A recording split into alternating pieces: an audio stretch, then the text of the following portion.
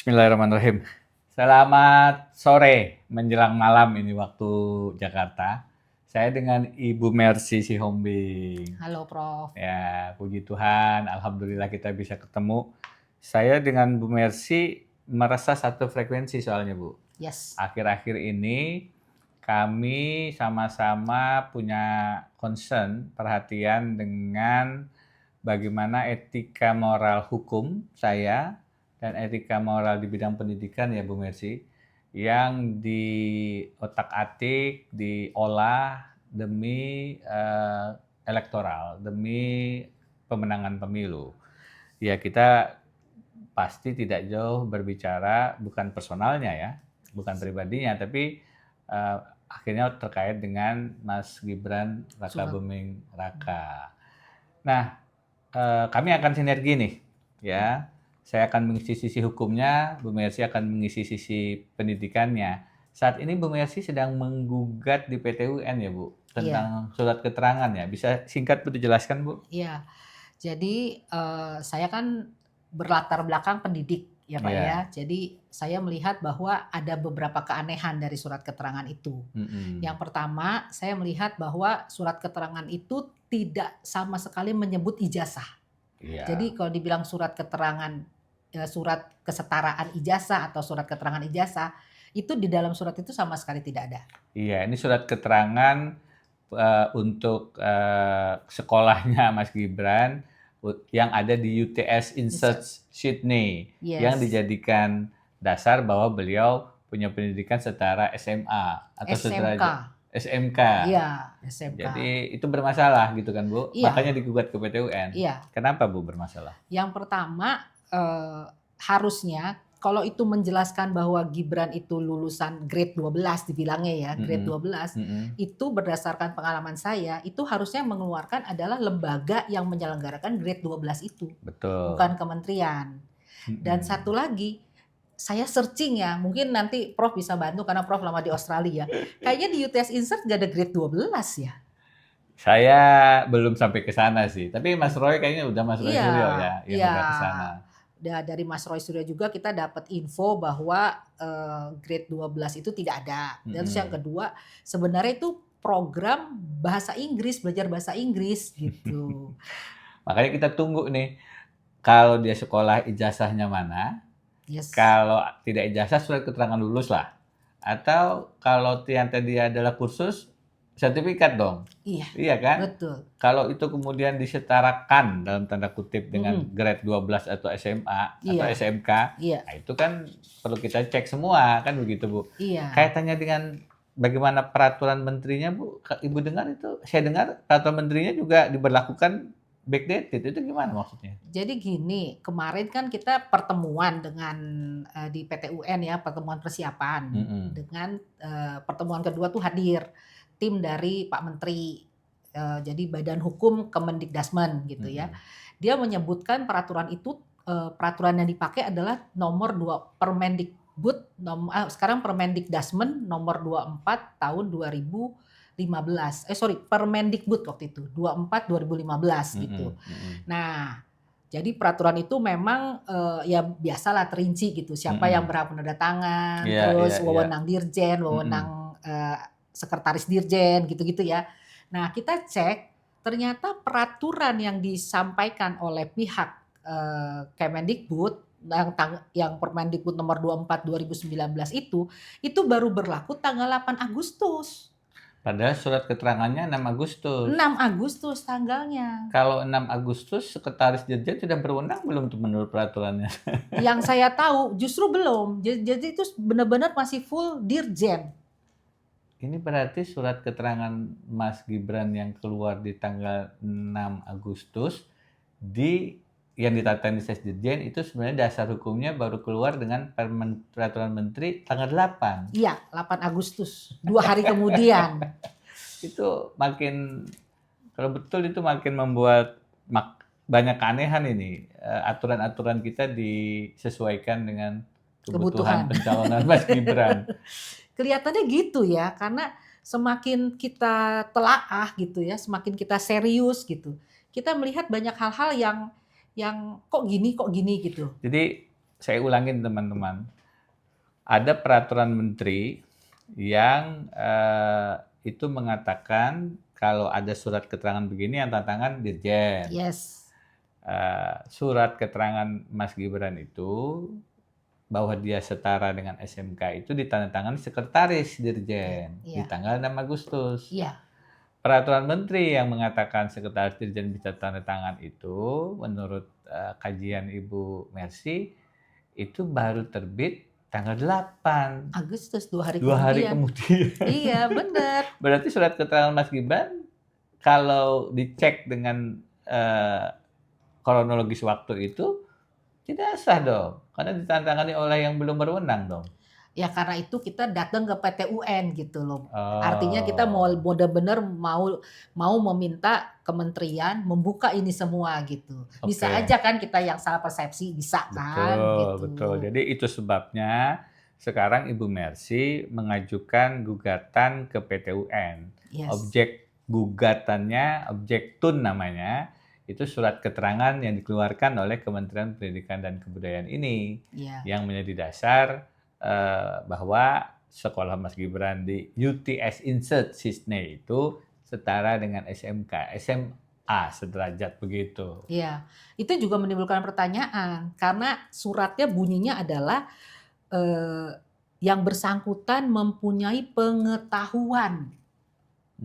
Sementara saya sebagai kepala sekolah lah bilangnya gitu ya, itu tuh nggak bisa kita cuma nilai pengetahuan aja, harus komplit, ada afektif, ada psikomotoris, ada kompetensi gitu. Nah surat keterangan ini berbunyi pengetahuan, karena itu saya datang melalui surat ke Menteri waktu itu saya tanya, ini dasar hukumnya apa, regulasinya apa, tim asesornya siapa? Timnya harus ada juga. Iya dong, yang kok bisa bilang ini sama dengan kelas 12? Bukan sama, setara tamat. Berarti dia udah tamat gitu loh. Nah, ini kan sekolahnya ini SMA-nya ini di Singapura, terus juga di Sydney. Berapa tahun deh sekolah itu untuk SMA ini? 4 tahun jangan-jangan. Mungkin ya, tapi hitung-hitungannya kan gini, hitung-hitungannya kenapa yang UTS Insert yang menurut orang-orang yang udah datang ya, jadi ada beberapa orang yang sudah datang ke sana gitu, itu dipaksakan kalau menurut saya, Prof, menjadi grade 12. Artinya pendidikan dia yang lain-lain itu cuman sampai grade 11. Itu kan kalau tidak salah disebut akuntansi. Peminatan akuntansi dan keuangan. Kita pengen lihat tuh apa mata pelajarannya apa aja sih khususnya itu. Betul. Barangnya ini sampai sekarang nggak ada nih. Masalahnya nih di buku ini ya ada tertulis ini nih. Ini Prof. beliau lagi mau bikin buku nih. Wah judulnya lumayan. Gibran Boneka Pinocchio Jokowi, ada tanda tanya loh. Iya, nah, jadi tunggu nih tanggal terbitnya nih. Di buku ini gimana Bu? Iya, jadi di sini saya uraikan Prof ya, nanti bisa lihat gitu ya. Bahwa untuk membuat surat keterangan itu ada lampirannya. Nah, lampiran itu baru dibuka saat Komisi Informasi Pusat membuat putusan ini bukan informasi yang dikecualikan. Betul. Jadi dari 2016 ini dibikin, baru 11 Maret 2026 dibuka. Jadi 7 tahun ini tidak dibuka. Dianggap itu rahasia padahal yes, enggak. Betul, benar. Nah, di sini kan masalahnya dicentrang semua, Prof. Jadi dia punya ijazah, dia punya raport. Ini nggak terlalu kelihatan ya, dia punya ijazah, dia punya raport. Mungkin di nanti ada. Nggak apa-apa. Terus pokoknya persyaratan resmi gitu. Nah, itu saja sudah menimbulkan keingintahuan saya gitu. Mana sih berkasnya lengkapnya? Beneran nggak sih dia punya raport 6 semester untuk menyatakan tamat kalau SMK? Kalau ijazah, saya udah bikin sayembara nih. Lumayan ya. Saya hari Minggu kemarin, ini sudah Rabu nih, jadi udah 4 hari nih. Kok nggak ada ya yang tertarik menunjukkan ijazahnya Mas Gibran? Ada apa nggak barang ini nih? Kayaknya harus Mas Gibran sendiri deh. Kalau Mas Gibran mau dapat uang 100 juta. Tadi saya baru ketemu dengan teman-teman Obor. Obor rakyat? Iya. Oke, mereka tambahin 99 juta. Oh, iya? Wow. Wah. Jadi sekarang 199 juta nih. Udah saya tunggu-tunggu belum ada yang ikut serta sayembara menunjukkan ijazah asli Mas Gibran untuk SMA-nya. Yang setara lah. mau UTS insert kayak apa kayak kita tunggu. Tapi kalau ada barang itu mestinya cepat aja keluar nih. Jangan Iya, gimana nih benar kita ya. ada apa enggak nih Ya sebenarnya yang punya itu logikanya kan Mas Gibran. Mas Gibran. Heeh. Waktu dia wali kota Solo, dia tunjukkan di depan wartawan ijazah S1-nya. S1, S1 bukan biar SMA, persis. bukan SMK. Artinya waktu itu dia bilang daripada debat ini saya Iya, tunjukkan iya, iya, aja. iya. Nah sekarang yang ijazah SMA-nya kok enggak. Makanya inilah bentuknya surat keterangan. Saya Iya. baru menyadari itu setelah Pak Bonatua, pemenang gugatan Komisi Informasi Publik itu Iya. memposting Surat April keterangan. surat keterangan dan ini sebenarnya lampiran ini. Lampiran-lampirannya. Dan di lampiran ini, Prof, aku ngelihat ada lagi keanehan. Kan ini banyak persyaratannya ya. Nanti mungkin teman-teman bisa googling lah ya, karena ini udah seliweran lah di mana-mana Iya, gitu. iya. Di situ masih ada kolom kosong, yakni kayak referensi dari kedutaan besar di negara tersebut. Nggak ada. Nah, Padahal itu salah satu syarat. wajib ini wajib. Jadi kalau Kenapa kalau syarat wajibnya ini tidak dipenuhi, surat keterangannya keluar ya? makanya kenapa pertanyaan saya sederhana sebenarnya. Kenapa surat keterangan itu bentuknya analog, Padahal bukan ini digital? tahun-tahun itu sudah digital. Udah 2018 sudah harus digital sebenarnya peraturan presiden gitu. Dan kebetulan juga saya sempat googling nih yang Australia, apa ada kesulitan nggak ya orang ngambil referensi dari kedutaan Australia gitu. Ternyata di situ jelas kok, silahkan teman-teman bisa googling itu dalam 2 hari bisa Keluar. diterbitkan oleh kedutaan gitu. Ya, Cuman intinya kan gini Prof, masalahnya kedutaan di luar negeri kan nggak berani asal-asalan. Dia berani buat surat referensi kalau satu, memang ada ijazahnya atau bilanglah sertifikatnya. ya. Yang kedua, lembaga yang mengeluarkan mengeluarkan ijazah atau sertifikat itu benar-benar terdaftar dong di kementeriannya. Apa Iya. sih kalau di Australia apa tuh namanya, teksa apa gitu loh, Prof. Iya, iya, iya. Nah itu kan harus ada referensi dari situ. Nggak mungkin kedutaan berani membuat referensi sementara ini misalnya gini, anakku sekolah di SMA, tapi aku minta referensinya SMK. Itu kan udah salah. Gitu. Ini makin ke sini kita makin ketemu hal-hal yang aneh. Hil-hil yang mustahil. Oh iya, mustahil dari pendidikan Mas Gibran. Kalau saya dari sisi hukum, Bu. Ya gimana Pak? Jadi kalau dari sisi hukum yang pertama tentu yang sudah sangat monumental, skandal putusan Paman Usman untuk ponakan Gibran. Yes, MK ya. Putusan MK nomor 90 Yes. yang skandal konstitusional luar biasa yang menyebabkan dengan minta maaf Mas Gibran disebut anak haram konstitusi kan. Iya. Di situ syarat umur diubah dari harusnya minimal 40 tahun menjadi boleh kalau pilkada pernah garis miring sedang. Iya. Sedangnya itu benar-benar didedikasikan buat Mas Gibran gitu. Nah, jadi syarat umur diubah oleh Mahkamah Konstitusi loh. Dan hakim Mahkamah Konstitusi itu kan ada yang dapat hadiah jadi duta besar. Oh, maksudnya?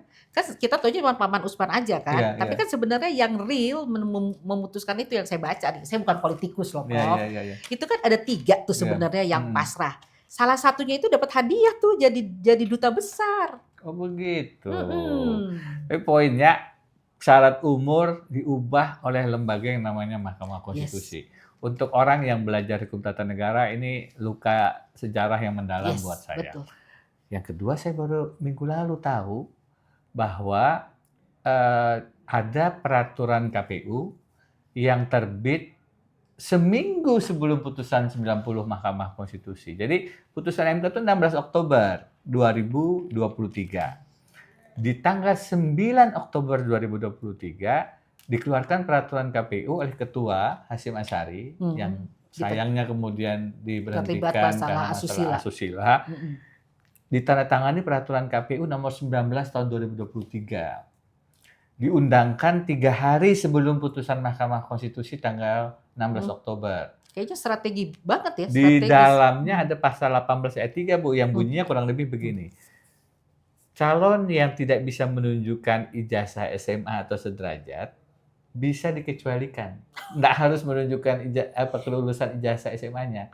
cukup menunjukkan kelulusan perguruan tingginya. Wow. Jadi kalaupun Mas Gibran nggak punya nih ijazah SMA atau sederajat, kira-kira dia tunjukkan yang ijazah S1 Bachelor of Science di University of apa itu? MDIS apa itu ya? Itu dia. Bradford katanya, University of Bradford. Okay. Yang kerjasama dengan MDIS Singapura. Kok aturannya Mas Gibran banget gitu. Putusan Mahkamah Konstitusinya syarat umur sedang menjabat kepala daerah alias wali kota. Cuman dia lah ya. Mas Papres. Kemudian syarat pendidikannya kalau nggak punya ijazah SMA bisa menunjukkan S1. Ini kan salah. Kalau sudah punya S1 bukan otomatis SMA-nya benar. Betul. Iya. Bisa jadi SMA-nya nggak ada sehingga harusnya S1-nya malah batal. Iya. Bukan dengan adanya S1 SMA-nya pasti ada. Kebalik. Saya punya teman di Kalimantan Selatan ada kejadian dia lagi sekolah S3, S2-nya ternyata dianggap ijazah palsu. Bukan kemudian S3-nya mengesahkan S2, enggak. S3-nya dibatalin karena S2-nya palsu. Sama ini. Stratanya jelas ya. Peraturan KPU-nya ini harusnya tidak bisa mengesahkan SMA karena ada S1. Belum lagi S1-nya legitimasinya perlu kita double check. Lagi-lagi, kalau kita lihat peraturan KPU sebelumnya tentang syarat pendidikan, nggak ada aturan yang begini, yang mengecualikan begini. Baru muncul ketika 2023 Mas Papres mau nyalon sebagai wakil presiden. Kita jadi, aduh sedih nih. Paling tidak ada putusan MK yang menyesuaikan syarat umur. Ada peraturan KPU yang menyesuaikan syarat pendidikan. Ini ada juga peraturan menteri yang menyesuaikan surat keterangan. Iya, harusnya kan ijazah. Karena memang tidak ada ijazah, bahkan di surat keterangan itu tidak ada kata-kata ijazah. Gitu. Ini memang skandal dari sisi hukum. Ini sangat merusak, dari sisi pendidikan juga. Luar biasa. Jadi dampaknya saya katakan di beberapa podcast juga ya, ini kayak bola salju gitu loh. Artinya yang datang ke saya aja udah mengatakan, Bu, boleh nggak saya dapat SK suket seperti ini gitu loh. Iya. Maksudnya apa? Ya maksudnya saya nggak usah sekolah 3 tahun lah, Bu. Ini luar biasa karena elektoral, moral, syarat etika moral konstitusional dilanggar, etika pendidikan juga diluluh-lantakkan. Etika moral dan integritas rusak. Kita kemudian tidak lagi melihat meritokrasi, yang dilihat betul-betul menang dan kalah dalam pemilu dan menghalalkan segala cara. Itu yang harus kita lawan sama-sama. Jadi saya pikir kami bertemu dalam frekuensi perjuangan yang sama. Ada risiko-risiko yang kita hadapi, tapi kita berlindung pada Tuhan Yang Maha Kuasa. Mudah-mudahan perjuangan ini ada manfaatnya bagi Indonesia yang lebih punya etika moral yang lebih baik. Iya. Integritas di bidang hukum maupun di bidang pendidikan. Terima kasih ya. Jadi gini sebenarnya, sebelum ya, saya ini sebenarnya kalau dipikir-pikir, kan ibaratnya dua anak udah beres gitu ya. Ngapain capek-capek? Justru kita tuh pikirin anak-anak yang sekarang sedang sekolah, cucu cicit gitu loh. Jadi kalau maaf nih, jadi kalau masih ada orang yang nggak peduli dengan persoalan ini, pikirkan anakmu, cucumu, cicitmu. Betul. Saya juga ingin menyampaikan ke para hakim PT UN gitu ya. Please Pak, ini saya berjuang bukan untuk kita, bukan. Tapi kita berjuang untuk Indonesia. Bagaimana menerbitkan surat-surat penting yang sesuai dengan standar yang sudah ditetapkan. Jangan dia yang bikin, Permendikbud yang bikin, tapi Permendikbud yang ternyata menyalahi aturan. Kurang lebih begitulah. Terima kasih. Perjuangan kita masih panjang, kami butuh dukungan. Sayembara saya masih berlaku. Siapa saja yang bisa menunjukkan ijazah asli Mas Papres Gibran, sekarang naik nih, karena tadi ada yang nyumbang 99 juta. Sekarang hadiahnya 199 juta. Kita tunggu. Nah, kalau tidak ada yang bisa menunjukkan, berarti Mas Papres tidak memenuhi syarat pendidikan. Dan memang ya wajarnya mundur ya. Makasih banyak. Saya Denny Indrayana dengan Ibu Mercy Sihombing. Terima kasih.